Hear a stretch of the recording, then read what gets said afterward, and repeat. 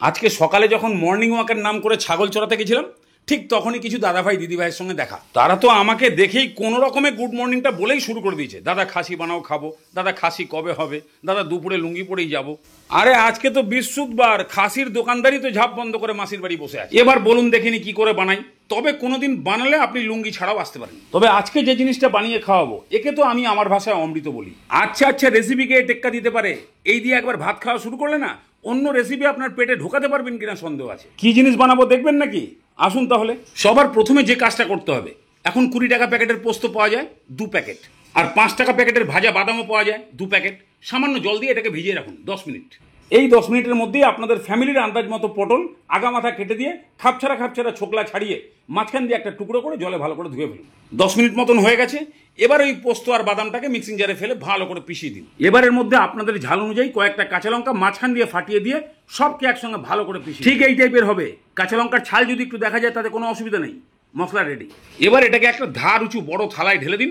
Mixie ধোয়া জলও খানিকটা দিয়ে দিন। এর মধ্যে এখন অল্প করে নুন, সামান্য একটু চিনি আর 2-3 চামচ সরষের তেল দিয়ে ভালো করে এটাকে গুলিয়ে সাইডে রেখে দিন। এই রেসিপির জন্য একদম ঝাকাস টেস্টি মশলা তৈরি হয়ে গেল। এবার লাগবে এখানে একটু রুই মাছ। ভালো করে ধুয়ে পরিষ্কার করে নুন হলুদ মাখিয়ে রেখে দিন, যেরকমভাবে আমরা মাছ ভাজার আগে করি। এবার মাছ ভাজার সময় খুন্তি দিয়ে গুঁতিয়ে না মাছকে উল্টাতে হয়, তার জন্য কড়াইটাকে আগে ফুল হিটে গরম করুন। তারপরে তেল দিয়ে একদম ধোঁয়া ওঠা পর্যন্ত গরম করে চারিদিকে লাগিয়ে দিলেই মাছগুলো এবার দিলেই সব স্লিপ খাবে। ঠিক এরকম ভাবে স্লিপ খাবে। এবার কোনো চিন্তাই নেই। এবার উল্টে পাল্টে দুপিঠটা ভালো করে ভেজে তুলে নিলেই মাছ ভাজা রেডি। এবার ওই তেলের মধ্যে পটলগুলো দিয়ে দিন, সামান্য একটু নুন ওপরে ছড়িয়ে দিন। এবার তেলের সঙ্গে ভালো করে পাইল করে দিয়ে এবার ঢাকনা দিয়ে মোটামুটি 50% পর্যন্ত ভাজুন। ঠিক যখনই দেখবেন পটলের গায়ে একটা ভাজা ভাজা স্পট আসতে শুরু করেছে, ঠিক সেই সময় 2টো মিডিয়াম সাইজের পেঁয়াজ একদম পাতলা পাতলা করে কেটে দিয়ে দিন। এবার পেঁয়াজটাকে যদি একটু লাল লাল করে ভাজেন, তাহলে তার সঙ্গে পটলটাও 90% মতো ভাজা হয়ে যাবে। ঠিক এই পজিশন হয়ে গেলে একদম তুলে নিয়ে সেই পোস্ত বাদাম বাটার থালায় দিয়ে দিন। তার সঙ্গে সঙ্গে ভাজা মাছগুলোকে এই থালার মধ্যে দিয়ে একটু সাজিয়ে দিন, যাতে ঝোলের মধ্যে একটু ডুবে থাকে।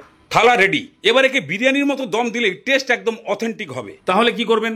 আরে 50 বছর আগে ঠাকুমা যেটাকে গরম করে ঠাকুরদাকে তাড়া করতো, সেই চারুটাকে খাটের তলা থেকে বার করে গ্যাসের উপরে বসিয়ে দিন। একটা ভালো দেখে ঢাকনা বসিয়ে গ্যাসের ফ্লেমটাকে ফুল করে দিন। যখনই দেখবেন ফুটতে শুরু করেছে, এবার গ্যাসের ফ্লেমটাকে একদম লো করে দিয়ে মাত্র 10 মিনিট, তাহলেই তৈরি হয়ে যাবে একদম ঝাকাস টেস্টের রুই পটল পোস্ত অভি দমে।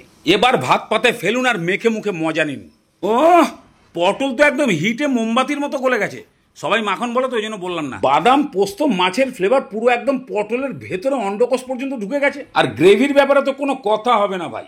পোস্ত বাদামের ভেতরে পেঁয়াজ ভাজাটা পড়েছে না, তার মধ্যে আবার মাছের ফ্লেভার। ও, শুধু পটল আর গ্রেভি দিয়ে মেখেই খাওয়া হয়ে যাচ্ছে, আর তার মাঝখানে একটুখানি করে মাছ পড়লে তো একদম অমৃত। তো খেতে খেতেও আমাকে এত বকতে হবে? আপনারা কবে বানাবেন? আরে বাবা, এরকম ভাবে না বানালে আপনি এই টেস্ট কোথায় পাবেন?